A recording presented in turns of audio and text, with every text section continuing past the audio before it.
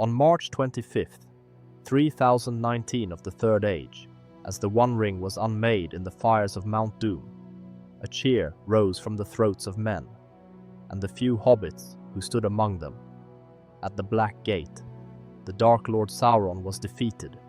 His tower of Barad-dûr was thrown down to its very foundations, and at last, the shadow that had long darkened Middle-earth was lifted. But in the aftermath of victory, as the free peoples celebrated their triumph, few recorded what happened to the countless thousands of orcs who had served the Dark Lord. The archives tell us little of their fate, leaving us to piece together fragments of what became of Sauron's vast armies. This is an attempt to answer that question, drawing from the few reliable accounts that survive, and where the records fall silent, offering educated speculation about their likely fate.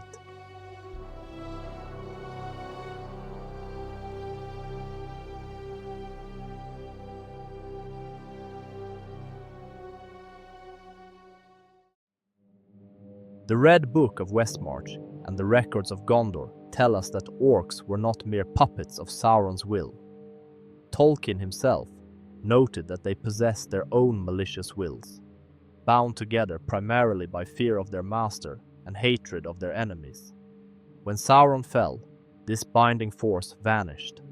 The annals of the kings record that at the Black Gate, the orc armies wavered and broke, crying in dismay, for the fear of their master was removed from them. But contrary to some tales, they did not simply vanish into the air. According to the chronicles, without Sauron's overriding command, the orc hosts fell into chaos. Some fought on briefly before being routed. Others turned upon each other in their confusion and despair, but many simply fled. The official records speak of a great scattering. King Elisar's early chronicles mention orc bands fleeing eastward beyond the Sea of Rhûn and southward into Far Harad. Others retreated into the mountains and deep places of the world. But here, the historical record grows thin. The kingdoms of men were focused on rebuilding and establishing peace among their own peoples. Few resources were devoted to tracking the movements of their defeated enemies, and fewer still to understanding their fate. What we do know is that in the early years of the Fourth Age, scattered orc bands were reported raiding settlements along the borders of Gondor and Rohan. The annals record that King Elisar dispatched several expeditions to clear out these remaining threats, with mixed success. Given what we know of orc nature and their ancient origins in the deep places of Middle-earth, it seems highly likely that many survivors sought refuge in the Misty Mountains, the Grey Mountains, and other remote strongholds.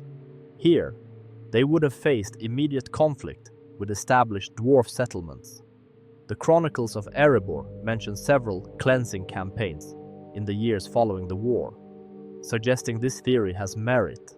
It's reasonable to assume that some orc bands, particularly those familiar with deep cave systems, managed to establish hidden settlements in the most remote mountain regions. Cut off from outside contact, these communities likely reverted to their most primitive state, savage, tribal, and gradually diminishing in number through internal conflict and harsh conditions. He lands beyond Rhûn and in Far Harad were largely unknown to the chroniclers of Gondor. This makes them the most likely refuge for large numbers of orc survivors. In these remote regions, free from immediate persecution by the victorious Western kingdoms, orc populations might have had the best chance of long-term survival. However, without the unifying force of Sauron's will, it's probable that they fragmented into competing tribes, their numbers slowly declining through warfare, disease, and the harsh realities of survival in unfamiliar lands. The archaeological evidence from later expeditions to these regions suggests this speculation has merit. Scattered ruins of crude settlements, abandoned within a generation or two, tell a story of communities that could not sustain themselves, Some orcs, particularly those native to Mordor itself, attempted to remain in their traditional homeland. The chronicles of Ithilien mention encounters with savage bands in the border regions for several decades after the war. These encounters were invariably hostile. Unlike the speculative redemption some might imagine, the historical record shows no instances of peaceful contact or negotiation. The annals consistently describe these remnant orcs as irredeemably hostile and given wholly to malice. Modern romantic notions aside, the historical evidence provides no support for theories of orc redemption or transformation. The few reliable accounts from the early Fourth Age consistently describe orc survivors as maintaining their essential nature, cruel, treacherous, and consumed by malice. Faramir's reports from Ithilien, written barely 5 years after the war, state plainly that though their master had fallen, his servants retained their evil nature. No mercy or wisdom had awakened in them, but rather they had become more bestial, driven by hunger and spite. The Prince of Ithilien noted that the orcs they encountered showed no capacity for reason or negotiation. They attacked on sight, took no prisoners, and showed particular cruelty to any they captured alive.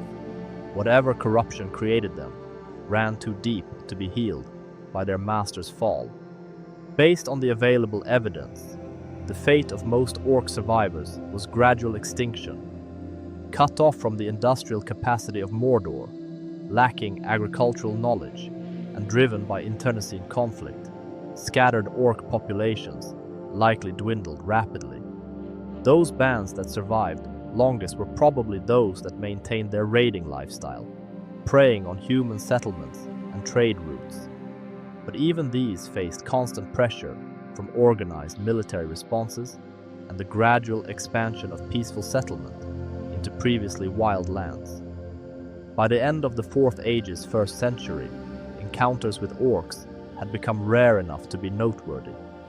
The few that were recorded typically involved small bands, often described as half-starved and desperate, the remnants of a once mighty host, reduced to mere brigandage. The fate of half-orcs presents an even greater mystery. Saruman's breeding programs at Isengard had produced significant numbers of these man-orc hybrids, yet they virtually disappear from the historical record after the war's end.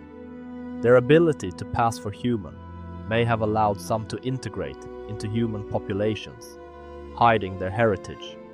Others likely fled to remote regions or were eliminated along with their full-blooded orc kin in the post-war purges. The silence of the records here is telling. In a world where lineage and ancestry were carefully tracked, the complete absence of half-orc mentions suggests either successful concealment or complete elimination. Modern archaeological expeditions to remote regions of Middle-earth have uncovered evidence that supports the historical accounts. Crude settlements, clearly of orc construction, have been found abandoned throughout the eastern lands and mountain regions. These sites tell a consistent story: rapid construction, followed by equally rapid abandonment. Layers of ash and scattered weapons suggest these communities were often destroyed by internal violence rather than external threats. The tool-making at these sites shows a clear decline in sophistication over time. The later artifacts are cruder, more primitive than what orcs were capable of during Sauron's reign. It suggests a people rapidly losing their civilizational knowledge. Carbon dating of these archaeological sites provides a clearer picture of orc survival. Most settlements show occupation lasting no more than 20 to 30 years after the war's end. The latest confirmed orc sites date to approximately 50 to 60 years into the Fourth Age. This physical evidence corroborates the written record. Orc populations declined rapidly and were likely extinct in any organized sense within a generation of Sauron's fall. Individual orcs, or very small bands, may have survived longer, but as a people, they effectively vanished from Middle-earth's story. The transformation of Mordor itself played a role in the Orcs' decline. As Sauron's corruption lifted from the land, the harsh environment that Orcs were adapted to began to change. The clearing skies and cleaner air, which brought hope to other peoples, likely proved challenging for beings adapted to darkness and pollution. The Orcs who remained in Mordor faced not just military pressure, but environmental changes that made their traditional way of life increasingly difficult. Despite gaps in the record, scholars of Middle-earth history have reached broad consensus on the fate of the Orcs. The evidence points to a rapid collapse and gradual extinction, with no credible support for theories of redemption or long-term survival. Every piece of evidence available, archaeological, documentary, linguistic, points to the same conclusion. The Orcs did not transform or find redemption, they simply ended. It's perhaps uncomfortable for modern sensibilities, but the records are clear. There was no great reconciliation, no learning to coexist. The Orcs remained what they were until they were no more. This outcome aligns with what we know of the Orcs' origins, created through torture and corruption of elves in the distant past. They were not merely misguided beings who could be reformed, but creatures whose very nature had been fundamentally altered. Tolkien himself wrote that Orcs were irredeemably wicked and that their corruption went to the very core of their being. The historical record bears this out. There is no documented case of an Orc choosing good over evil, peace over violence, or construction over destruction. This raises difficult questions that scholars continue to debate. If the Orcs were truly incapable of redemption, what does this say about the nature of evil itself? Were the victorious peoples right to show no mercy to defeated enemies? The Orc question forces us to confront uncomfortable truths about the nature of corruption and whether some evils truly are irredeemable. The historical consensus suggests that in this case, at least, the answer appears to be yes. The Orcs represented a form of evil so fundamental that it could not be transformed or redeemed, only defeated and ultimately extinguished. The question of what happened to the Orcs after the ring was destroyed has a straightforward, if sobering, answer based on the historical evidence. They died out, relatively quickly and without redemption. There were no great transformations, no peaceful integrations, no redemptive arcs. The Orcs scattered, fought among themselves, raided where they could, and gradually succumbed to the pressures of a world that no longer had a place for them. This outcome was not the result of genocidal policies by the victorious kingdoms, but rather the natural consequence of the Orcs' own nature. Created for war and destruction, they could not adapt to a world at peace. Without their master to direct their malice outward, they turned it upon each other and upon the very possibility of survival.